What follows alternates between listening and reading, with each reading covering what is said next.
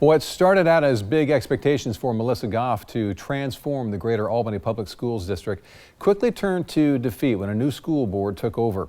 Tonight, Goff is speaking out about the politics and tension unfolding in front of the community.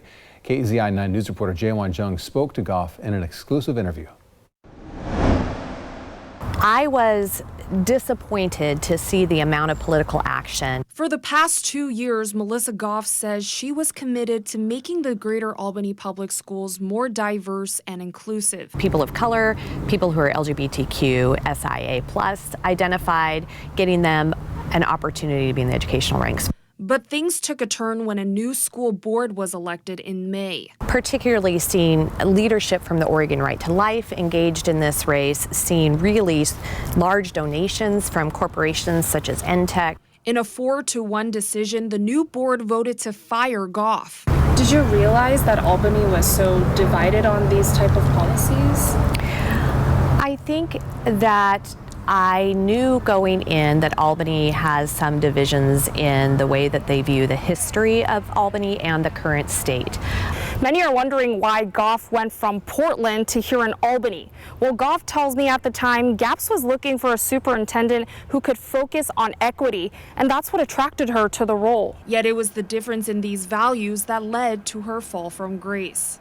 We already see in the school board meetings that those voices are not yet being allowed to be heard. Goff says their decisions are impacting education opportunities for the kids.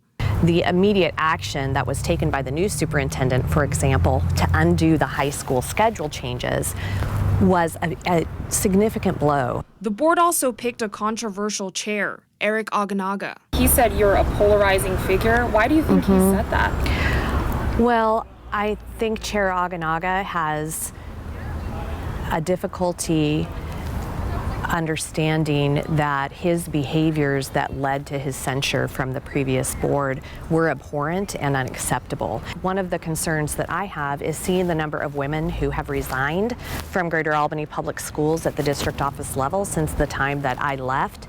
I believe that the board, by making Director Oganaga a chair, made a big misstep. Goff says since being kicked out of GAPS, she's been heartwarmed by the community's support. A lot of the parents from the school district have reached out positively.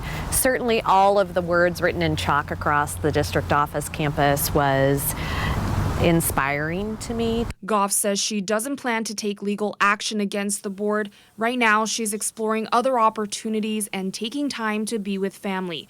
But she says she'll always be concerned about the kids having to watch the politics unravel before their eyes. What I want ultimately is for our students in Greater Albany Public Schools to not feel the pressure and the politics that are happening in the community. Reporting in Albany, Jae-Won Jung, KEZI 9 News.